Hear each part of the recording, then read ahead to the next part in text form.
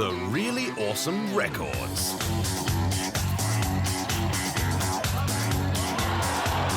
When a podium finish just isn't enough, a really awesome record is the cherry on top of a checkered flag. Green jacket, gold medal, even title run that remains engraved in the almanacs of sport.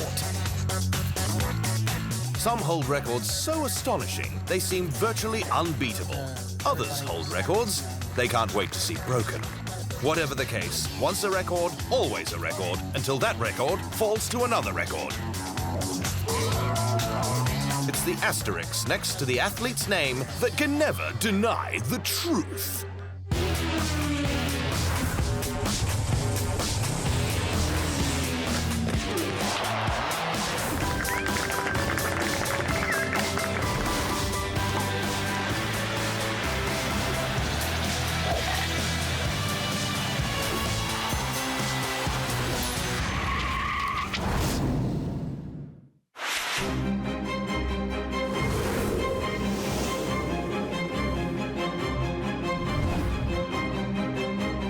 On the surface, the sport of golf is an elegant and sophisticated pastime, where men and women of all ages comfortably whack at a dimpled ball with an expensive graphite and titanium stick.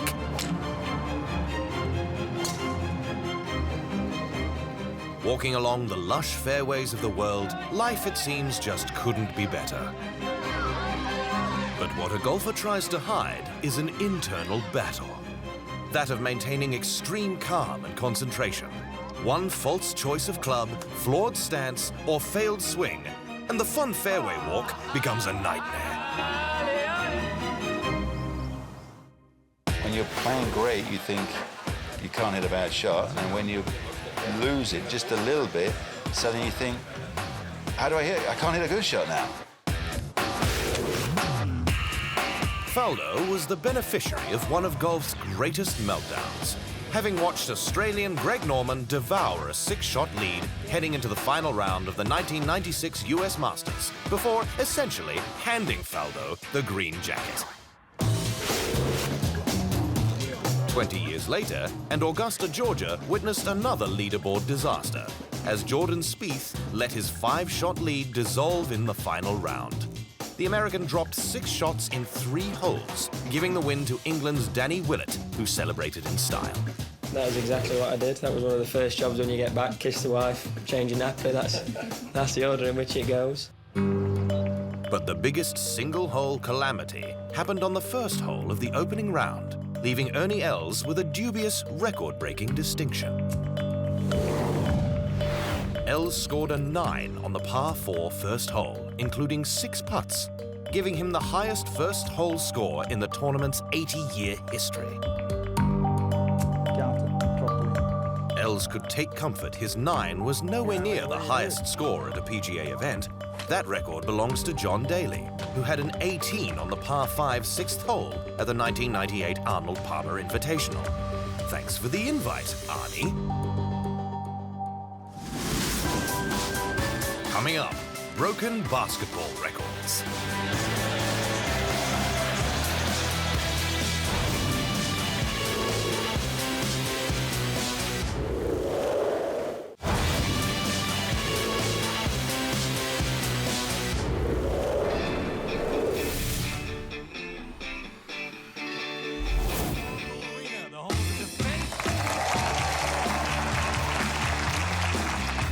In May 2016, Steph Curry became the first player in NBA history to be named League MVP by unanimous decision.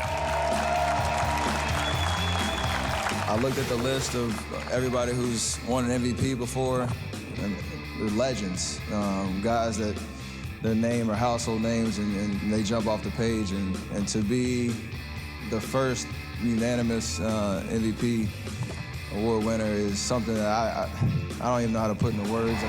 His historic feat was just one in a series of record-breaking moments for Curry and the 2015-16 Golden State Warriors.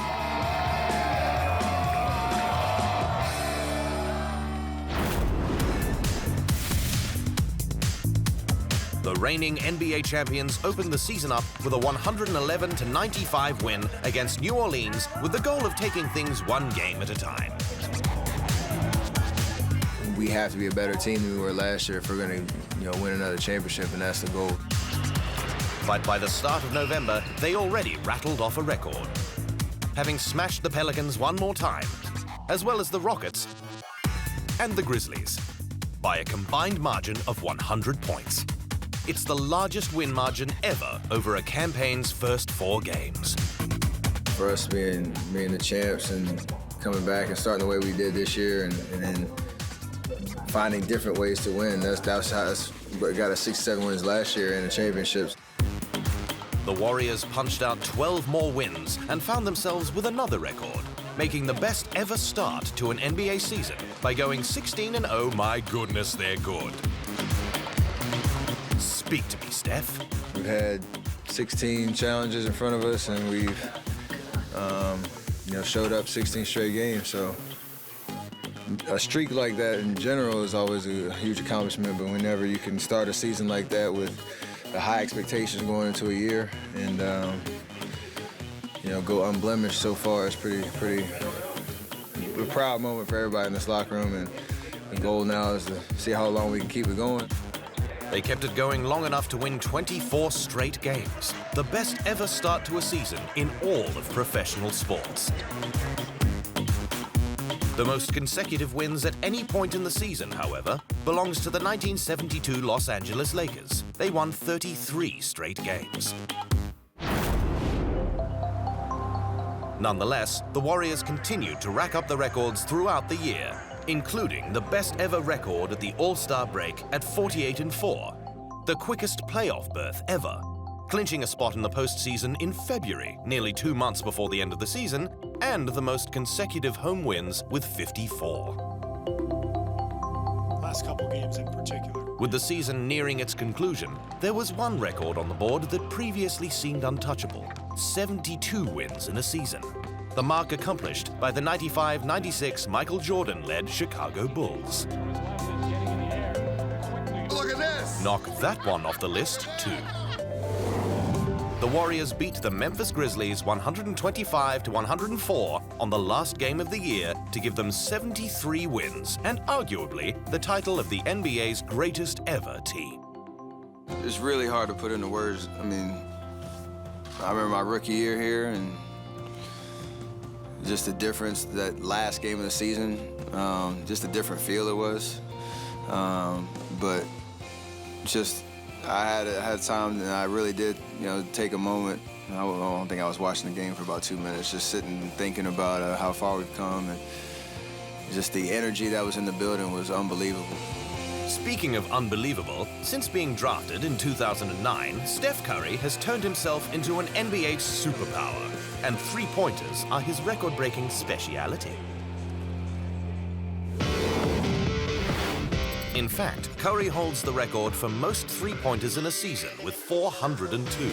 That's 116 more than second-place Steph Curry with 286. Teammate Klay Thompson is third on the list, and a man named Steph Curry is fourth. It seems not even the rust can stop Steph. When Curry came back in the 2016 playoffs after missing 2 weeks with a knee sprain, he set another NBA record, scoring 17 points in overtime.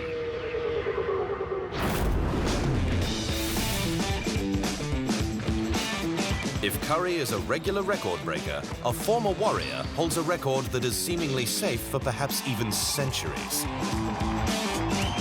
In 1962, Wilt Chamberlain set a record for most points scored in a game with 100. Yes, 100. That's more by one man than many teams score in an entire game.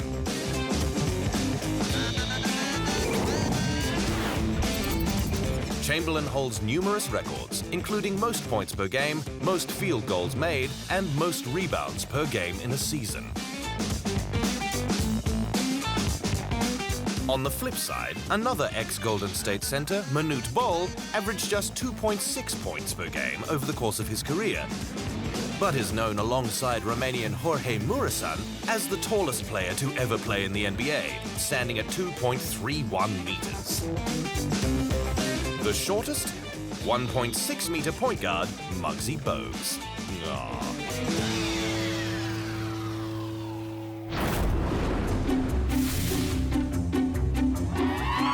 comic book enthusiasts, Iron Man is a fictitious superhero featuring a billionaire in a powered suit.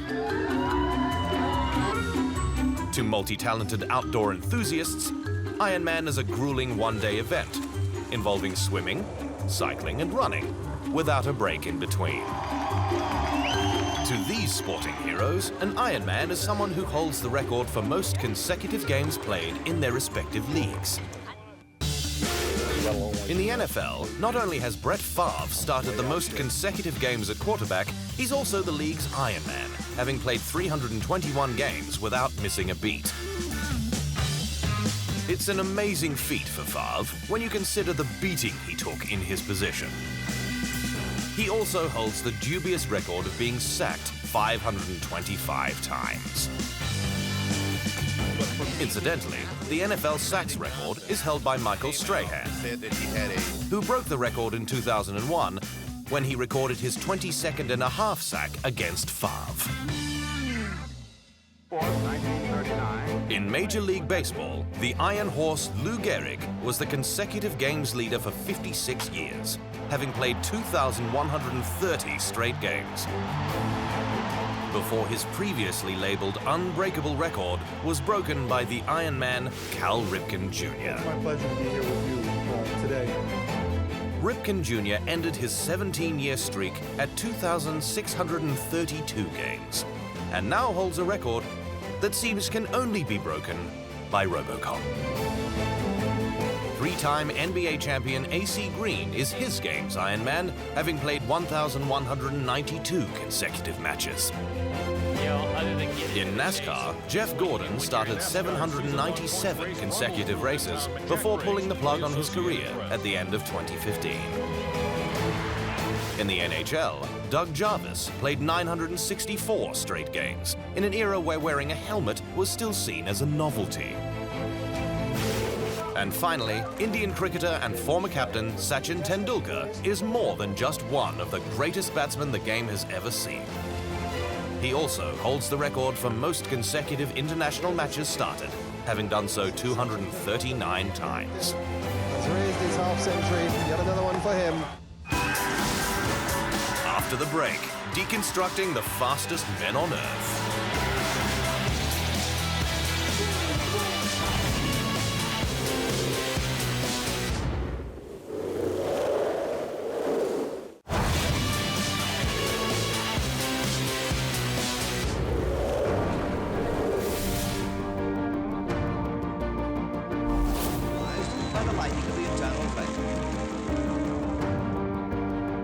The Olympic motto, Citius, Altius, Fortius, are comparatives, reminding those associated with the Latin terms that while you may run faster, jump higher, or be stronger than your opponent at the games, there could be someone who is even better.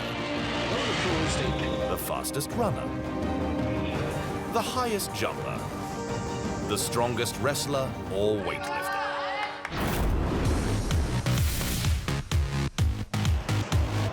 When it comes to record-breaking wrestlers, nobody was better than the behemoth Russian with the icy death stare known as the Experiment, Aleksandr Karelin.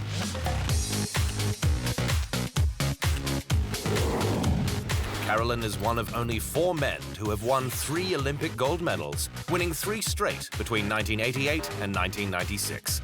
He went undefeated a record 13 years before he was upset in the super heavyweight final at Sydney 2000.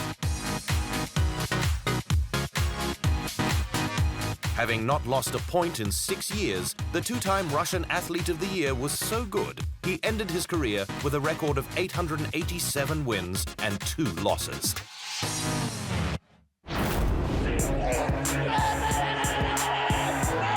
Weightlifting is usually the measure men use to determine who is the strongest, and few held more records than the monolithic monobrow and Karelin's compatriot, the late Vasily Alekseyev. A 2-time Olympic gold medalist in the 1970s, Alekseyev set 80 world records and 81 Russian records during a career that spanned 2 decades.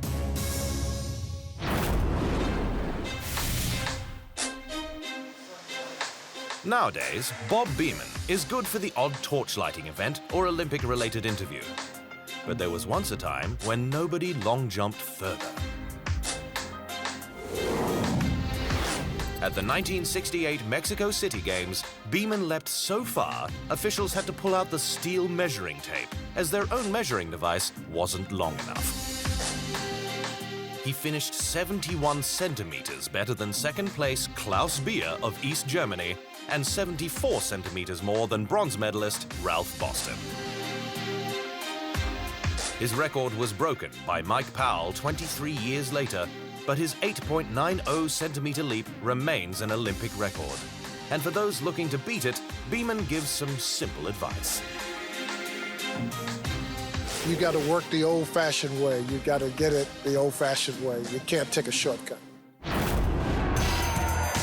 When it comes to pole vaulting, there once was a time when it seemed nobody could outjump the Ukraine's Sergei Bubka. More attractive events. The 1988 Seoul gold medalist broke the men's pole vault world record 35 times, and 14 of those were his own. His 6.15-meter jump, set in 1993, seemed unreachable until Renaud Lavillenie broke it over 2 decades later, in the Ukraine, in front of Bubka himself. Humble in seeing his record finally fall, Bubka stated, "I always felt it could happen. I hoped it would be soon."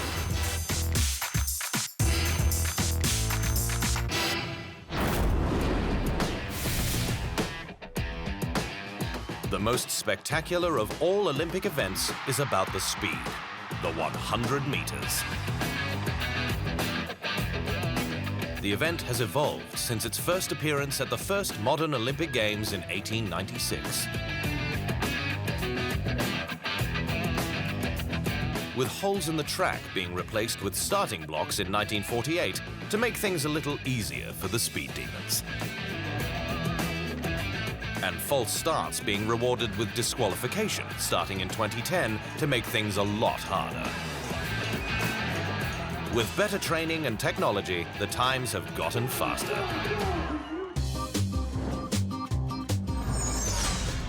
The first men's 100-meter winner at the Games, Thomas Burke, took home gold at the 1896 Games in 12 seconds.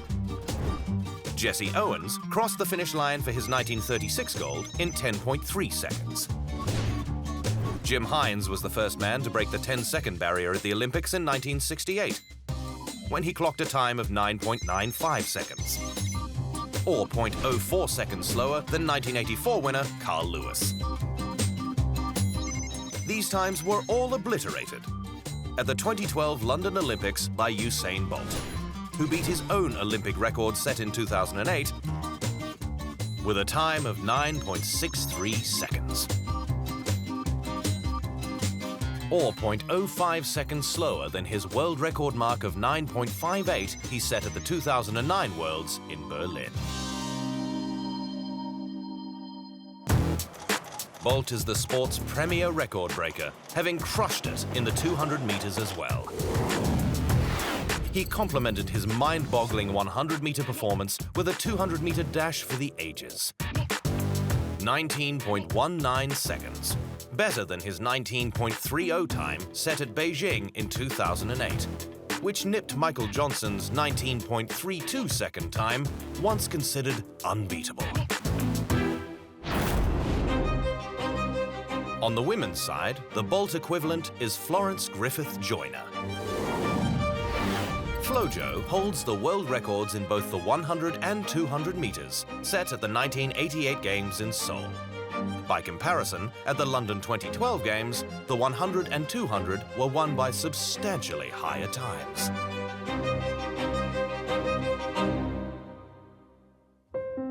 Flojo's records were so impressive, she was accused of using PEDs, but was never able to fully defend herself. She died in her sleep from an epileptic seizure 10 years after her record-setting performance.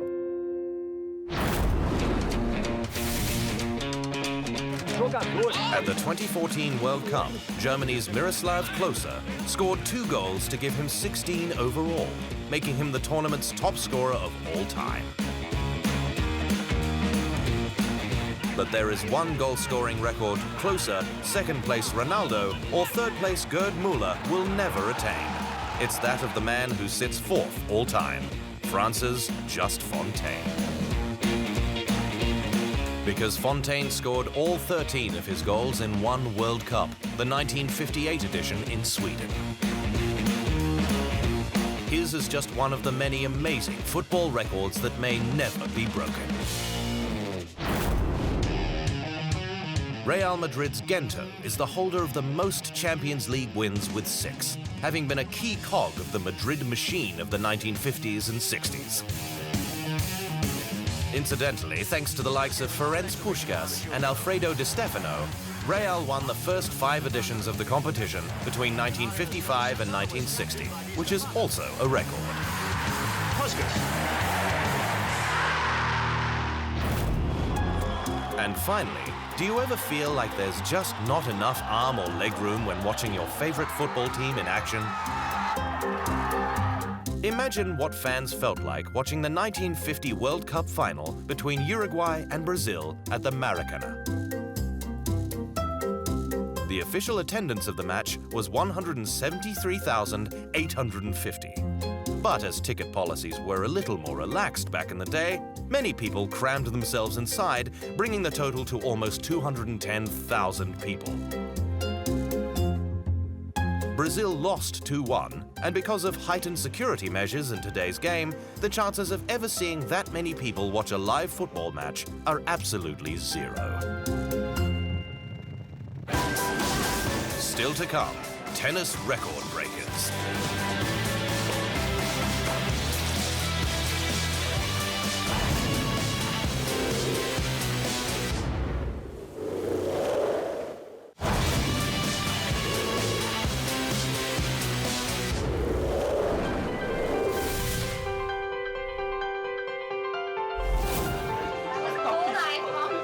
In tennis, some records were made to be broken, like Pete Sampras's 14 Grand Slam title haul that once upon a time was the most in men's tennis, until the Fed Express rumbled along and overtook it at the 2012 Wimbledon against Andy Murray. Game, set, and match. Roger? Wow, he's an icon. A great sportsman, great ambassador to the sport, great player, he's done it all. And now it's just how he wants to end it all. And just one of those rare breeds. But some records, it seems, will never be broken. What can you do in 11 hours? Well, you can drive from Paris, France to Florence, Italy, or travel halfway around the world in a plane. You could watch the entire Rocky film series, or perhaps a single match of tennis. The All England Club in Wimbledon was the stage for what ended up being the longest tennis match in history between American John Isner and Frenchman Nicolas Mahut at Wimbledon in 2010. The two men played an opening round match that lasted 11 hours and 5 minutes, with Isner winning 6-4, 3-6, 6-7, 7-6, and that epic last one, 70-68. Stretching out over 3 days with breaks for normal people stuff like the toilet, meals, and sleep, both players recorded over 100 aces each. Speaking of aces, there are other curious records the tennis world has given us, like Goran Ivanisevic, who holds the record for most aces in a season, with 1,477 set in 1996. But as with other sports, the records that matter most involve titles. Jimmy Connors holds the men's record by winning 109 ATP singles titles over a 20-year career. But that astonishing feat pales in comparison to the women's side, where Martina Navratilova won 167 WTA singles titles over nearly 40 years. Navratilova also won 9 Wimbledon championships and owned the grass surface, much like Rafa Nadal does the clay of Roland Garros. Between 2005 and 2014, the King of Clay won 9 French Open titles, losing only once in the 4th round of the 2009 edition. Surely I want more. No, I feel very lucky about all the things that happened to me during all my career. I did much more than what I ever dreamed when I was a kid.